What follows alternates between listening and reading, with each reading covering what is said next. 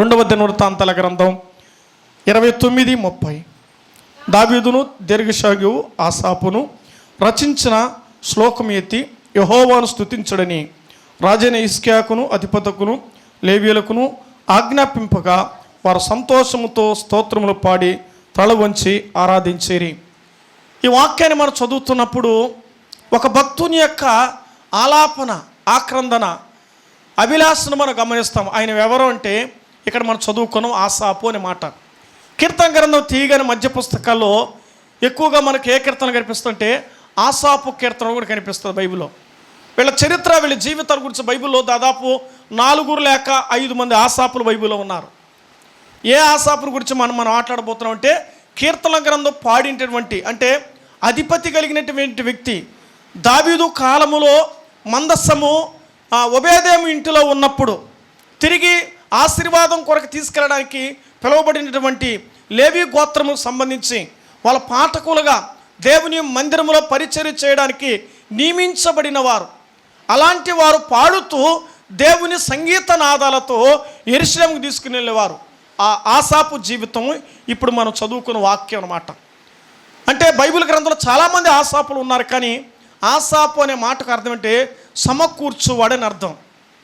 ఈయన ఏమి సమకూర్చాడంటే దేవుని పాడడం సమకూర్చాడు. ఈయన ఏమి సమకూర్చాడంటే దేవుని మహిమపరచడం సమకూర్చాడు. దేవుని పాడడం అన్నది, దేవుని కీర్తించడం అన్నది బైబిల్ గ్రంథం ఏం చెప్పిందండి? మంచిదా చెడుదా? మా పాట మంచిదా చెడా? మంచిది కదా. పాట మంచిది. ఎవరు గురించి మంచిది మీరు చెప్పాలి. మనమంతా సత్యాలు తెలుసు, మనకు నోరు తెరవడానికి ప్రయత్నం చేపిస్తున్నా. మన నోరు మోగపోకూడదు. దేవుని మందిరంలో మనం ఉన్నాం కొద్ది నిమిషాలు. యెహోవాని కీర్తించుట బహు మంచిది అని బైబిల్లో రాయబడి. ఇప్పుడు ఈ పాట ఇక్కడ మనం చదివితే ఆసాపు రచించి పాడగలిగినటువంటి కీర్తనలు వారి తర్వాత వారి కుటుంబ సభ్యులు పాడారు. వాళ్ళ సభ్యులు, కుటుంబ సభ్యులు పాడారనమాట. పాడేది అందరూ పాడడం అంటే అది వరం. ఏమండి, మన దైవ సేవకులు కూడా చక్కగా అనేకమైన ఆల్బమ్లోని పాటలు కూడా విన్నా నేను. చూడండి, దేవుని యొక్క స్వరము దేవుడు మనకి ఇచ్చినప్పుడు అందరూ పాడతారు, కానీ ఆ పాట ప్రజలందరికీ చేరాలంటే ఇలాగ పాట రాస్తే పాటకు చరణం, పల్లవి, అనుపల్లవి, ఏ విధమైనటువంటి పదాలు దేవుని వాక్యాన్ని కోడీకరించి రాయగలిగిన భాగ్యం రచయిత, గానం ఇలా ఇవ్వడానికి దేవుని యొక్క తలాంతులు అవి. అందరికీ వరం కాదు, అందరూ చేయగలిగింది కాదు, కానీ దేవుడు వారి వారి కృపావరాలను బట్టి దేవుడు వారికి ఇచ్చి అనుగ్రహించే గొప్ప వరం అది. మనం కూడా రాయాలనుకుంటున్నాం, మనం కూడా పాడాలనుకుంటున్నాను.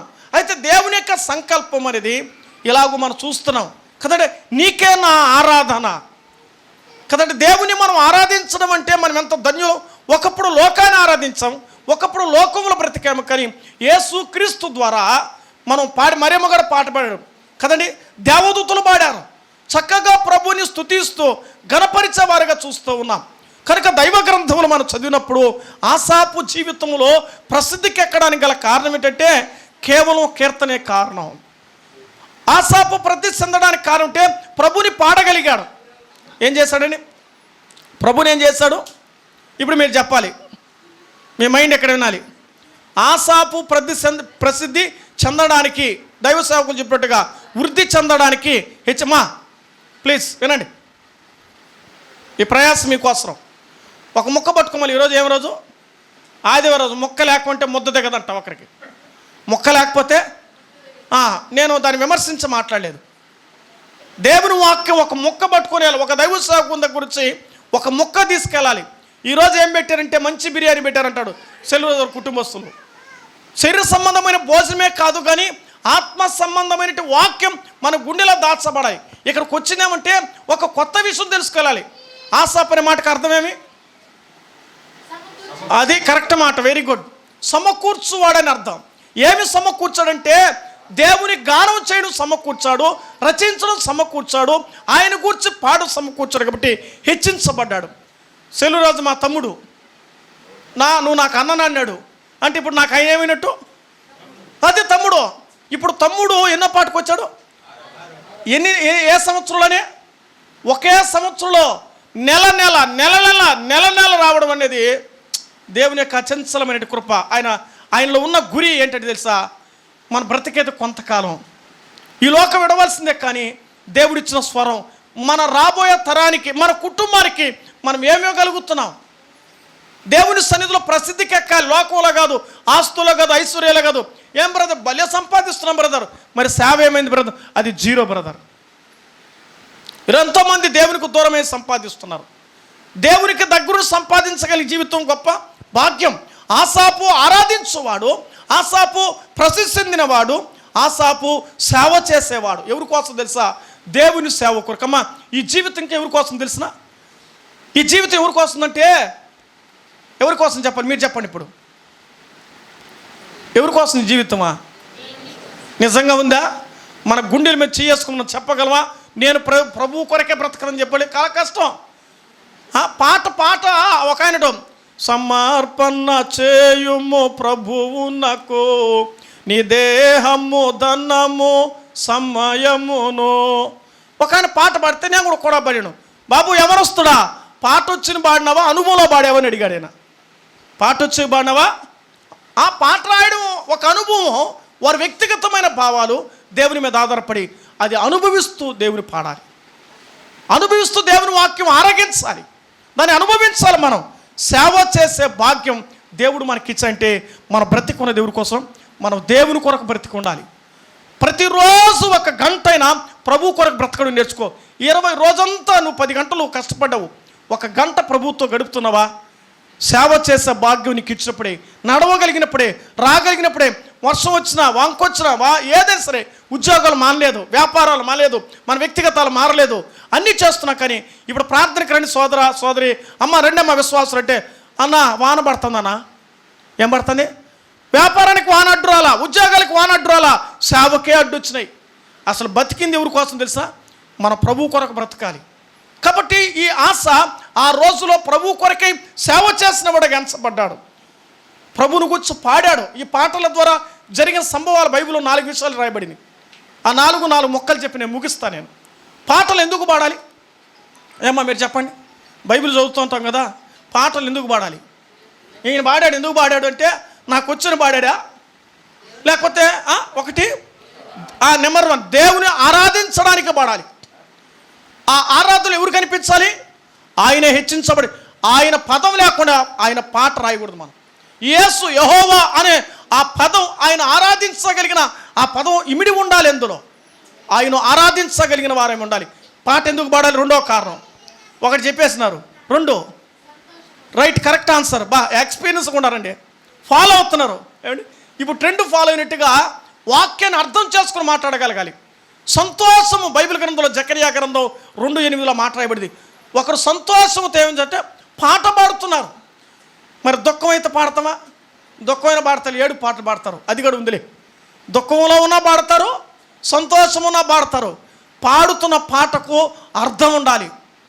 ఇప్పుడు మనం చూస్తూ ఉన్నాం. ఇక 3వ కారణం ఏంటంటే తెలుసా? ఒక వ్యక్తి పాట పాడడానికి 3వ కారణం. ఈరోజు మన పాటల ప్రస్తావన రిలీజ్ క్యాసెట్ కాబట్టి నీకే నా ఆరాధన అన్నదానికి చెప్తున్నాను. రచించబడి రాసినటువంటి ఆసాపు గురించిన వివరంలో మేలు పొందినప్పుడు, విజయం పొందినప్పుడు, గొల్యాతుతో దావీదు జయించినప్పుడు ఆ జనులందరూ కూడా, ఇశ్రాయేలు ప్రజలంతా ఒకప్పుడు భయపడినవారు సంతోషంతో పాట, అంతకుముందు నోరులే. ఎప్పుడే విజయం సంపాదించి దేవుని ఇశ్రాయేలు దగ్గరికి వచ్చాడో వాళ్ళందరూ సంతోషగానాలతో విజయం పొంది పాడారు. ఇది 3వ కారణం. 4వ కారణం ముగిద్దామండి. ఎందుకు పాడాలి? ఎందుకు పాడాలి? బైబిల్ కొత్త గ్రంథానికి వస్తే ఎందుకు పాట పాడుతున్నాం? మనం పాటలు ద్వారా హెచ్చరించబడతారు. ఒక పాట ఎదుటి వారికి హెచ్చరిక రావాలి. పాటలో ఆయన గురించి ఉండాలి, పాటలో హెచ్చరిక ఉండాలి, జీవిత మార్పు కొరకైన పాట ఉండాలి. మనం ఏదో పాడినా ఉంటే అందరూ పాడినట్టు అంటే కుదరదు. పాట ఎదుటి వాడిని హట్టవాలి. మన భాషలో ఏమండి, వాని హృదయాంతరంగం తాకాలి పాట. ఆ పాట ద్వారా బ్రతుకు. చాలామంది అయ్యా ఈ పాట ద్వారా నేను ఆదరించబడ్డాను, ఈ పాట ద్వారా నేను నా జీవితాన్ని సరిచేసుకున్నాను. పాటలో పాపమును చూపించే విధంగా, పాపముల పరిశుద్ధతను చూపించే విధంగా, పాటలో ఆయన గూర్చి, ప్రభువును గూర్చి చూపించే విధంగా ఉండాలి. దేవుడు మనకిచ్చినటువంటి తలాంతులు దేవుని కొరకే వాడబడేటట్టు ఆయనకే ఆరాధన మాటలు మనం చూస్తూ ఉన్నాం.